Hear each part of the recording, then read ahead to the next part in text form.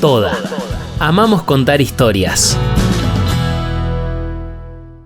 Bueno, estamos con Lía Ventolila, una amiga y una excelente profesional de nuestro medio, magíster en psicología, y vamos a hablar un poco de niñeces. Y a partir de ahí, con este título, vamos viendo por dónde abordamos y a dónde llegamos.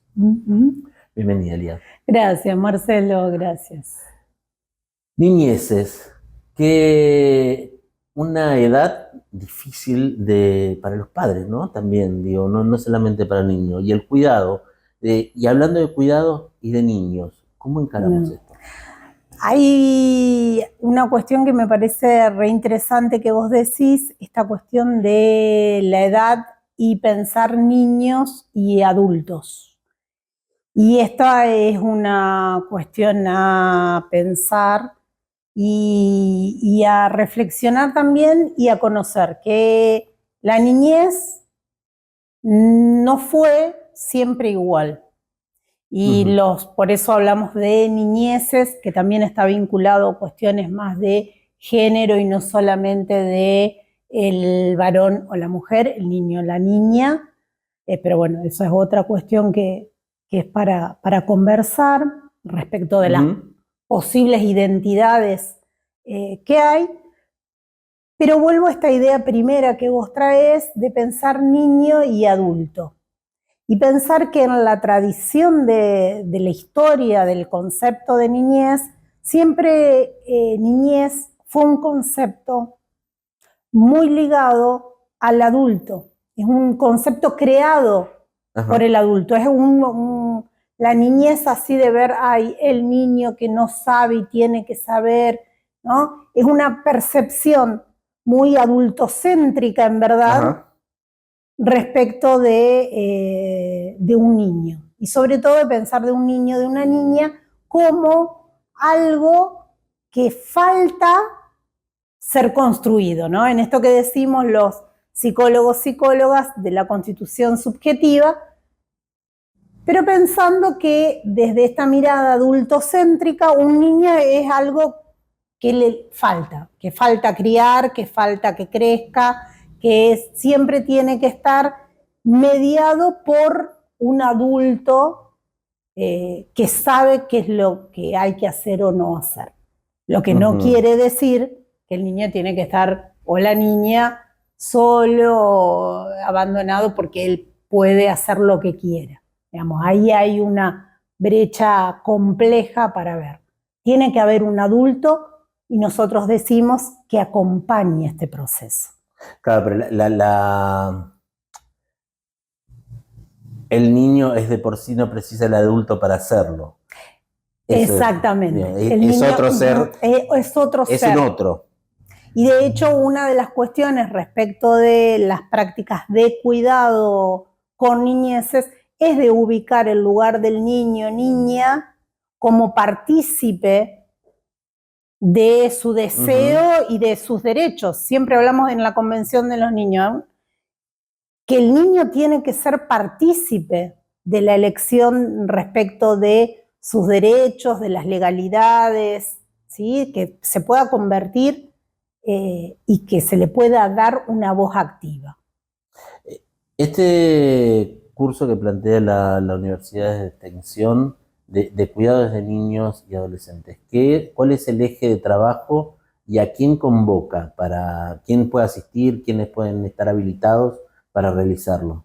La idea de este curso, como es de extensión universitaria, quiere que sea abierto para cualquier persona, obviamente que trabaje relacionado a niñez, pero no está pensado ni como un curso de posgrado, ni hay que ser un profesional recibido, sino alguien que trabaja o está en alguna actividad vinculada con niños y niñas, y la idea es que podamos reflexionar, brindar algunas herramientas respecto de, bueno, cómo se fue generando el concepto de niño, niña, cuáles son los derechos respecto de los niños, y empezar a hacer ahí un cruce con la salud mental, y pensar la salud mental y el niño y la niña como una construcción más vinculada a lo que es el paradigma de la salud integral, y no pensar la salud solamente como una cuestión de enfermedad o de equilibrio biopsicosocial, sino como una construcción psicosocial. Sí, el tema de la mediación de la tecnología también es todo un tema, tanto para los niños como para los adolescentes. Sí. Digo, porque también tocan el tema de adolescencia. Sí, adolescencia. Adolescencia y juego, que sobre todo la adolescencia inicial ya están muy vinculados con el juego. Hoy hay casos profundos de juego online. Lo que me hace también ruido, sobre todo en temas niños y niñas, es esto de mirar la pantalla para ver jugar a otro, para mirar a otro cómo juega. Sí, esa sociedad del espectáculo llevada a... Y que además es eso, es como un espectáculo, pero es como si yo viera la vida real. Es eso, es ser espectador de la vida de otro, claro, que no es la mía, digamos. Prefiero no tener vida y ser el espectador de otra vida. Y como adultos replicamos también eso, porque al final vamos a ver un recital o un concierto y estamos con la pantalla acá. Exacto. Viendo todo. No, exacto. O con las pantallas grandes que te ponen en los recitales, porque no ves tan de cerca, no podés imaginarte cómo es el tipo. Que antes íbamos a un recital y nunca llegábamos, ni teníamos guita para ir a verlo tan de cerca. No. Entonces era eso, barro fundamentalmente. Barro. Pero ahora tenés que tener esa cosa, ser vos el protagonista de ver ese espectáculo. Y es un tema. Y ahí se empieza a hacer una fragmentación de la identidad que es total. Por eso los adolescentes hay serias dificultades de vinculación con otra persona de carne y hueso. Sí, con tocarse, ni se pelean ya. Había un contacto físico con un otro, sabías lo que era el dolor. Sí, y ese contacto físico con el otro lo hacía real. Lo hacía, claro. Y te hacía real a vos. Te hacía real, exacto. El límite ahí estaba puesto. Cuando vos te encontrás con otro, te encontrás con vos mismo. Si no te encontrás con otro. Y esto también tiene que ver con la frustración de los pibes. Sí. Que no se banca la frustración. Ni del pibe ni el adulto. Nadie se está bancando frustrarse. Bien, salud mental. Cuando hablamos de salud mental es algo que nos atraviesa a todos en todo nuestro proceso de vida. Puntualmente estamos hablando de niños, niñas y adolescentes. ¿Cómo viene ese proceso de capacitación, el acompañamiento y poder proteger un poco el tema de salud mental o el cuidado en salud mental en la etapa de adolescencia? Sí, es interesante esto, Marcelo, porque nos hace pensar, primera cuestión, que la salud mental es un concepto amplio de salud, no tiene que ver con las enfermedades, con la patologización que hacemos hoy. Y hoy la adolescencia, y lo vemos en discursos, ¿sí? Hay discursos muy patologizantes, ¿no? Estás estresado, estoy ansiosa. Uno lo ve hasta en situaciones de prueba, exámenes, ¿no? Y que hay tips para, ¿no? Esta cuestión como recetas médicas, prescripciones respecto de qué hacer frente a una enfermedad. Y bueno, y ahí hay que trabajar con la comunidad y pensar que los lazos y los vínculos son importantes para justamente no patologizar, sino ver que en el proceso mismo de vida y fundamentalmente en el de adolescencia, que está la constitución de la identidad y la construcción ahí de quién soy, qué quiero ser, de qué me quiero diferenciar, necesito de un otro. Ahora, si ya hay una sociedad que patologiza formas de ser, es una dificultad. Entonces tenemos que trabajar, y la propuesta del curso es trabajar con aquellas personas que trabajan con población adolescente para darle lugar a que se pueda expresar el adolescente, la adolescente. Hablando de patologización, digo que hay un exceso hoy. También está la cuestión de las instituciones que también terminan dando o tratando de brindar al post-adolescente, al que está saliendo de la adolescencia, estamos hablando de un estudiante universitario, 18 años, que aún está en la etapa adolescente, y que le damos charlas para que cómo atravesar el estrés del examen. Digo, eso también tiene que ver con esto y cómo nuestra generación no se preguntaba mucho si nos estresábamos, ¿no?, a la hora de rendir. ¿Qué es lo que lleva a que hoy los pibes estén tan susceptibles? No lo sé, no tendría una respuesta para eso, pero sí creo que estas nominaciones que hoy hay, por ejemplo eso, el estrés antes de rendir, ahora no me sale ningún otro ejemplo, pero tomo este que vos decís, ¿no? El estrés antes de rendir. Hay algo que tiene que estar prenombrado.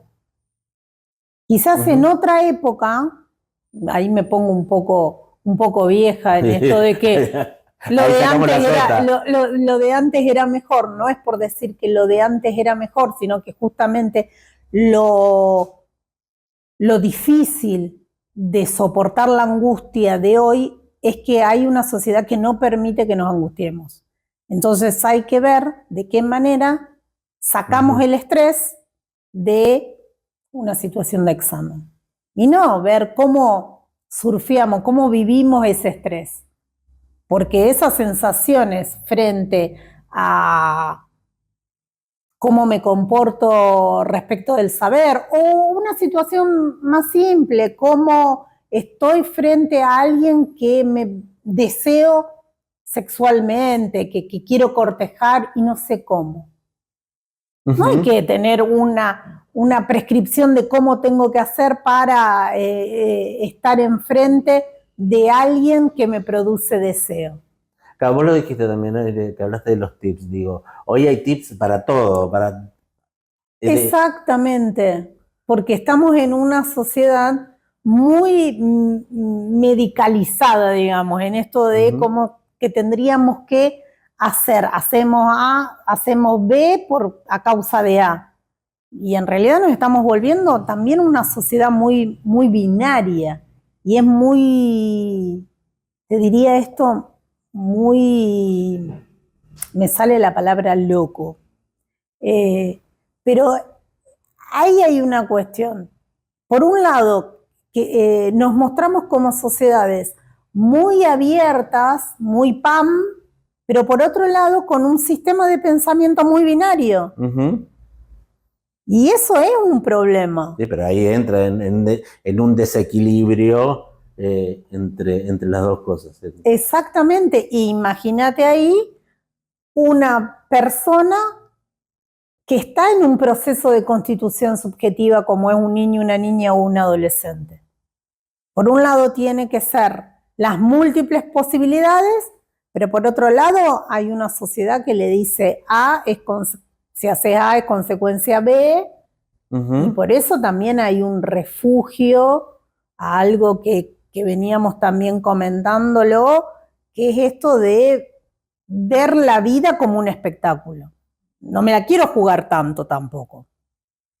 Sí, es menos compromiso, es menos riesgo. Es menos riesgo.